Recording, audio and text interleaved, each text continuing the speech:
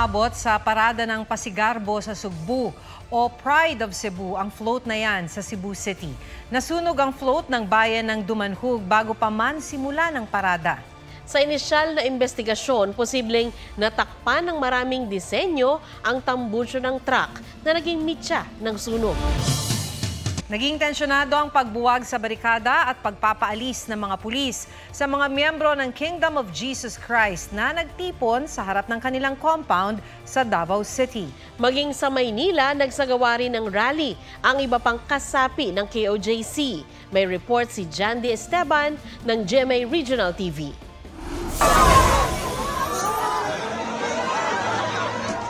Nauwi sa tulakan, hulihan, pagpapadapa at batuhan ng mga upuan at pagkain ang pag-disperse ng mga pulis sa mga miyembro ng Kingdom of Jesus Christ sa harap ng kanilang compound sa Davao City. Nagsimula kagabi ang prayer rally at pagbarikada sa highway ng mga miyembro ng KOJC. Pinaaalis nila ang mga sasakyan kabilang ang mga patrol car.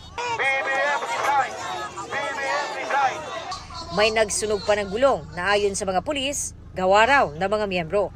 Isang lalaki ang inaresto matapos mahulihan ng mga gulong na hinihinalang susunugin din.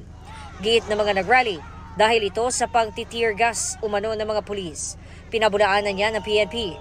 Ayon sa Police Regional Office 11, 6 sa kanilang hanay ang nasugatan.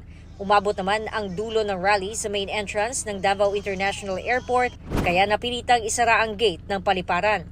Pahirapan ang pagpasok at paglabas ng mga biyahero. Isang tao lang hinahanap. Bakit kami lahat apektado? We were all in agreement na to stretch their operations as much as they can to accommodate the passengers. Sa isang pahayag, sinabi ni Davao City Mayor Sebastian Baste Duterte na nirerespeto nila ang paghahain ng warrant of arrest basta't naaayon sa batas. Pero tingin niya, hindi nasunod ang tamang procedure, lalo't gumamit na ng puwersa sa mga inosenteng tao. Kinikilala rin daw ng alkalde ang protesta ng mga miyembro ng KOJC. Pero hiling niya, gawin ito sa mapayapang paraan. Iwasan din daw sana ang mga aktibidad na makaapekto sa daloy ng trapiko para na rin sa kaligtasan ng kanilang mga miyembro at ng publiko. Sabado na madaling araw nang pasukin ng nasa 2,000 pulis ang KOJC compound para isilbi ang warrant of arrest kay Pastor Apollo Kibuloy at 4 pang kapwa akusado para sa mga kinakaharap nilang kasong child and sexual abuse at human trafficking na dati na nilang itinatanggi. Ayon sa pulisya, may na-detect na mga tibok ng puso ang kanilang radar sa isa raw underground bunker sa compound ng KOJC. Hindi pa nila nakikita ang lagusan papasok sa bunker. Nauna nang sinabi ng Legal Counsel ng KOJC na legal ang kanilang pagtitipon dahil ginawa umano ito sa state of necessity sa ilalim ng Civil Code. Hindi kasi umano nire-respeto ng kanilang karapatang pantao nang galugarin ang compound na hindi raw sakop ng ipinakitang warrant of arrest. Nanindigan naman ang Davao Regional Police na legal ang kanilang ginawa sa paniniwalang nasa compound ang kanilang hinahanap. Ang iba pang miyembro ng KOJC nagsagawa ng sariling protesta sa liwasang Bonifacio sa Maynila.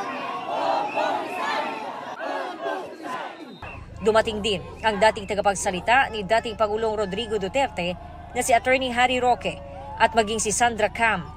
Hindi raw tama ang ginawang raid ng mga pulis sa KOJC compound sa Davao. Napakalawak na paglalabag sa karapatang pantao na ito bilang tagapagpatupad ng batas, dapat tinatawag niya atensyon ng mga kapulisan na dyan sa Davao.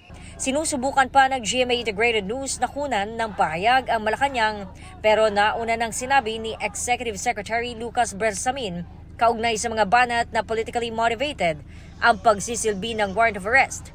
Let the law take its course. Dapat daw hayaang gumulong ang proseso para rito. Jandy Esteban ng GMA Regional TV, nagbabalita para sa GMA Integrated News. Inaasahang ihaharap sa pagdinig ng Senado bukas ang kapatid ni dismissed Mayor Alice Go na si Sheila Go. Mula NBI, inilipat ang kustodiya ni Sheila sa Senado kung saan siya may warrant of arrest. Ang negosyanteng si Cassandra Ong naman na iniugnay sa Pogo Hub sa Porac, Pampanga, nasa kustodiya na ng Kamara kung saan ipinakontempt siya dahil sa hindi pagdalo sa pagdinig tungkol sa Pogo. Pinag-aaralan ng kampo ni Ong ang pagsasampa ng reklamong arbitrary detention kaugnay ng pag-aresto at pagkulong sa kanya. Sabi naman ng Presidential Anti-Organized Crime Commission, nasa Indonesia pa rin si Alice Go habang nagtangka ang kapatid niyang si Wesley na pumunta ng Hong Kong. May lead na rin daw sila sa mga tumulong sa kanila para makapuslit ng Pilipinas. Umakyat na sa 12 ang kaso ng Mpox sa bansa simula July 2022 matapos kumpirmahin ng Department of Health ang 2 bagong kaso ng sakit. 37 years old na lalaking taga Metro Manila ang ika-11 kaso. Naka-confine siya ngayon sa ospital. Nagpapagaling naman sa bahay ang ika-12 kaso na 32 years old at taga Metro Manila rin. Parehong may skin-to-skin contact ang 2 bagong kaso. Sabi ng DOH, may tuturing na local transmission ang mga kaso at hindi konektado sa outbreak sa Republic of Congo. 5 hanggang 10 hinihinalang kaso ng Mpox kada araw ang nire-report sa DOH. Pero hindi raw agad isinasa publiko hanggang hindi pa kumpirmado ng laboratory test. On Spotlight, ang revelasyon ng SB19 na muntik na silang mag-disband noon.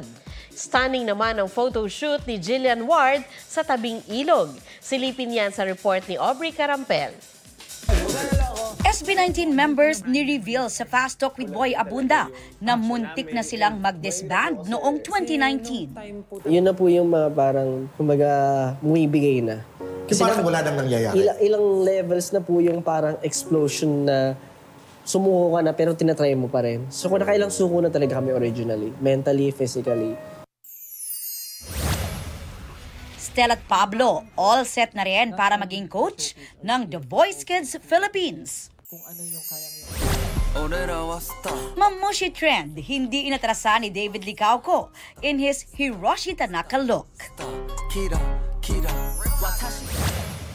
Abot kamay na pangarap star Jillian Ward, stunning sa kanyang tabing ilog photoshoot. Aubrey Carampel nagbabalita para sa GMA Integrated News. Yan po ang State of the Nation. Para sa mas malaking misyon, ako si Maki Pulido. Para sa mas malawak na paglilingkod sa bayan, sa ngalan ni Ato Maraulio, ako si Sandra Aguinaldo. Mula sa GMA Integrated News. Ang News Authority ng Pilipino. Huwag magpahuli sa mga balitang dapat ninyong malaman. Mag-subscribe sa GMA Integrated News sa YouTube. Sa mga kapuso abroad, subaybayan nyo kami sa GMA Pinoy TV at sa www.gmanews.tv.